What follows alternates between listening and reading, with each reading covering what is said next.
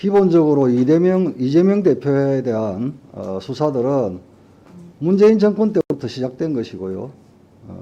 그리고 이재명 의원에 대해서 이 사법 리스크가 대형 이슈로 촉발된 것은 지난번 더불어민주당 전당대회에서 촉발됐죠. 수사가 진행되고 있는데 성역을 주장하시다가 이제 미루어달라 차원에서 특검을 요구하고 하시는데 어불성설이죠. 조금 전에 민주당 의원께서 또 여러분이 지금 윤석열 정부는 민생을 내팽개치고 보복 수사만 한다 이런 주장을 해요. 그러면서 그 일환으로 자료 화면을 띄웠는데 기간이 특정 안 된 상태에서 문재인 정부 문 141건, 윤 75건이에요.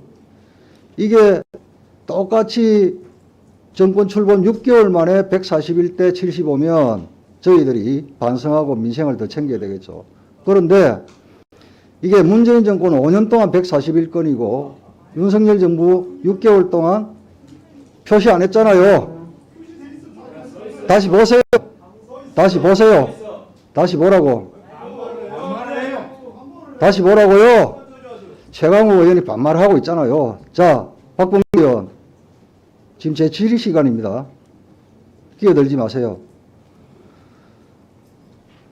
그게 5년 동안 141건이고 윤석열 정부 6개월 동안에 75건이면 상당히 열심히 하고 있다. 이겁니다. 그리고 민주당 의원들께서 민주당사에 검사들이 들어가면서 영장 제시를 하지 않았다. 불법이다. 이걸 가지고 장관과 법원행정처장에게 질의를 해요. 그런데 그 자료 화면에 나온 그 장소가 민주당사가 있는 일청 현관인 것 같기도 한데 장관님, 예. 형사소송법에는 압수영장 제시는 처분을 받는 자에게 제시하게 돼 있어요. 그렇습니다. 그렇죠.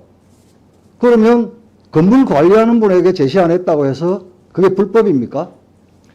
그 압수영장은 결국은 압수수색을 착수하는 과정에서 변호인에게 보통 제시하는 것이 가장 적합하고 그러니까 처분을 받는 자 또는 처분을 받는 자의 변호인에게 그렇습니다. 제시하는 것이 형사소송법과 인권수사보호준칙에 그대로 명시가 되어 있잖아요. 예? 그런데 이걸 가지고 건물 관리인에게 제시 안 했다고 해서 불법이다? 적어도 형사소송법 정도는 숙지를 하시고 질문을 하셔야 될 거 아니냐.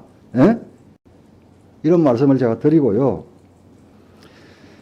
지금 유동규 씨가 오히려 변호인이 본인을 회유를 시도했다. 이런 주장을 합니다. 그런데 저는 이 대장동 사건과 관련해서 많은 분들이 관련돼 있고 유명을 달리하신 분도 계세요. 검찰은 수사 과정에서 유독 유동규 씨에 대해서만 변호인 측에서 회유를 시도했는지 아니면 다른 관련자들에게도 변호인이든 누구든 회유를 시도한 흔적이 있는지 사실이 있는지는 수사 과정에서 검찰이 반드시 짚고 넘어가야 될 부분이다. 이것은 범인은닉 또는 증거인멸에 해당되는 거 아닙니까, 장관님? 검찰이 그 부분까지도 다 투명하게 수사할 거라고 생각합니다.